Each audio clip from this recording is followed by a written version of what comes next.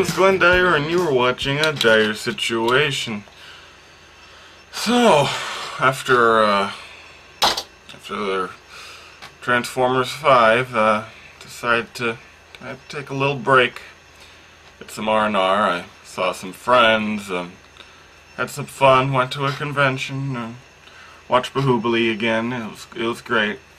So, now I think I'm strong enough to stomach some more movies, so I'm gonna catch up this week. There's like 4 movies for me to see. So yeah, this is the first one, Baby Driver. It's an Edgar Wright film.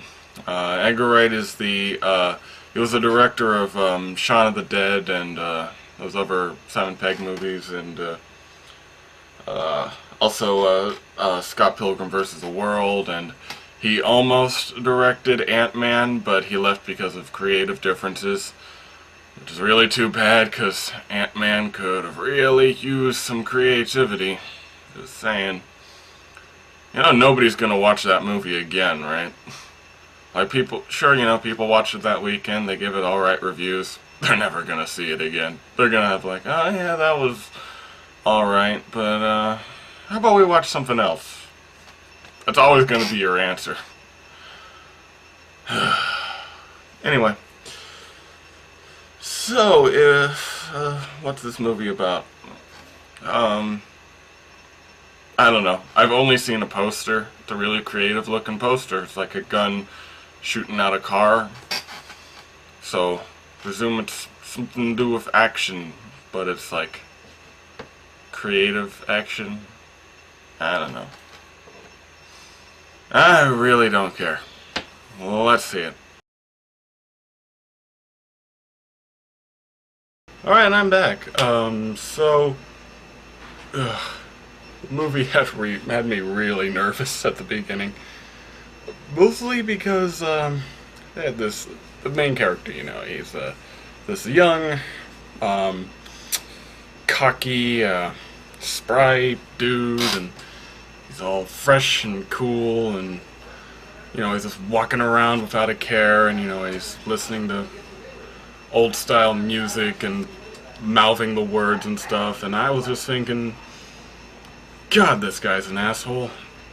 I hate him.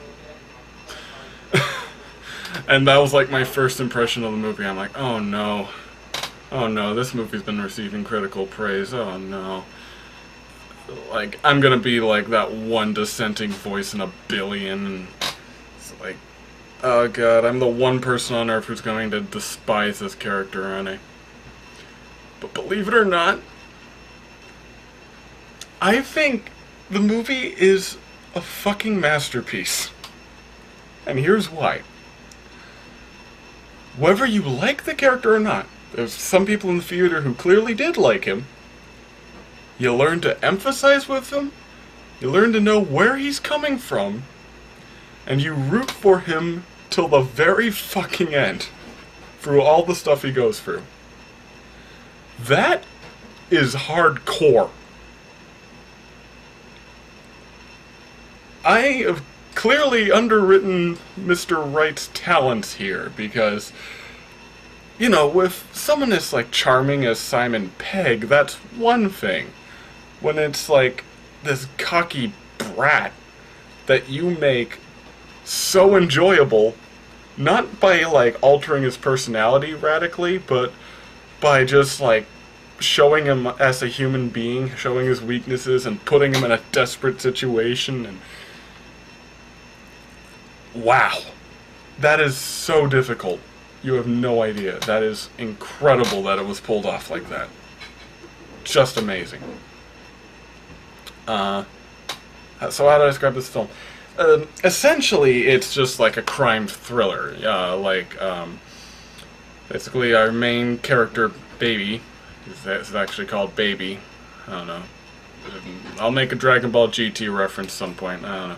But, like, he's basically the getaway driver for this, this, like, wealthy crime boss, it's basically like the story of, like, you know, he had a troubled childhood, and you know, he got linked in with this crime boss, and it's just like a spiraling crime thing. Like, he can't get out even if he wants to.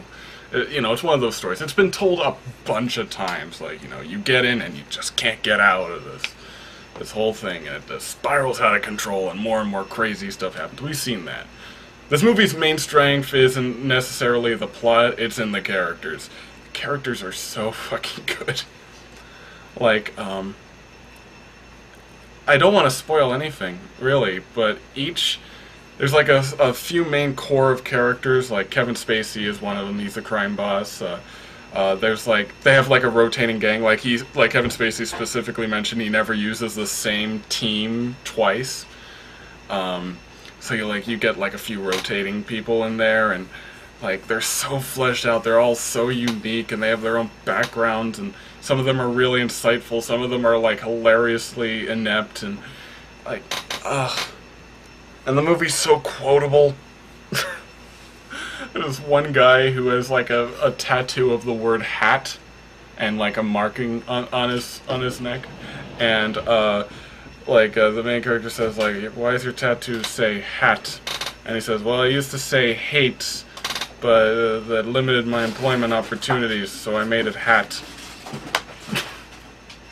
It's little stuff like that. It makes it, like, it's so charming. So likable. Like, even when they're doing pretty unlikable things, you know, you stay with the movie just because it's really fucking good in that way. I cannot heap enough praise on this film. That was the bottom line.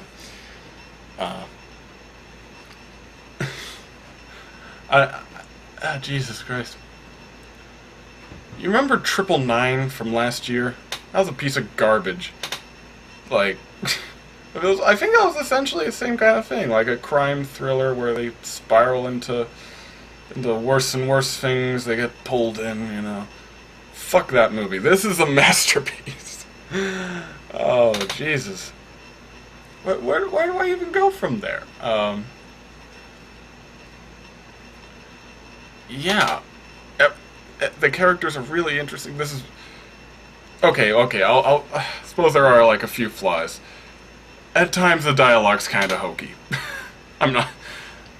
You know, it's kind of a nitpick, but, like, there are, like, moments, especially with, Baby's love interest, you know, some of the dialogue they exchange is, like, that's really corny. And, honestly, their whole relationship is somewhat contrived. Like, she literally... When she's introduced, she's literally singing the name, a song called Baby, or at least, like, it mentions Baby multiple times. It's not the Justin Bieber song, but, you know, it... Like, it's like, oh, jeez. And, you know, he's like, oh, yeah, your name's Rebecca, like, the song. And they listen to the song called Rebecca, and, jeez. Those parts are really, really corny. That's not important, though. It's all for other character moments that leads up, but still, it has to be said. That's really silly. And then there's other things, like, the action being really over the top, like way more over the top than I think the movie actually needed, but that's kind of awesome anyway. But like there's certain things in there, like at one point he's evading the cops, right, in a car, in his getaway car, and he like power slides through an alleyway at like 60 miles per hour, never slowing down, like expertly avoiding all the obstacles in his way. Cops cannot follow him through there, and suddenly there's another cop on his trail.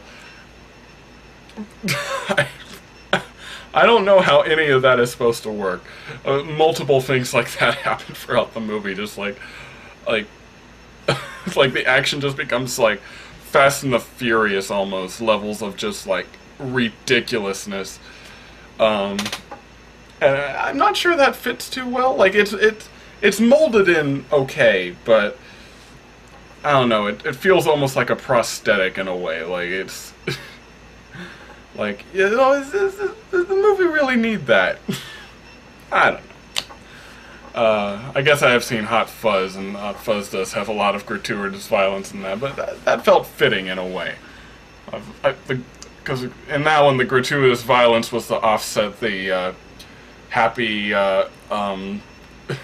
Little England town vibe that they had, you know, just like kind of completely subvert that ideal right there. But, you know, that's a totally different movie. So yeah, there's not much more to say. I definitely highly recommend it. It's a great experience. I recommend seeing it in theaters. This movie gets, I don't rate in thumbs, but you know, I rate it highly. And yeah, if you're at all interested, I highly recommend checking it out. Great characters, yeah. So until next time, I'm Glenn Dyer, and you have been watching A Dire Situation.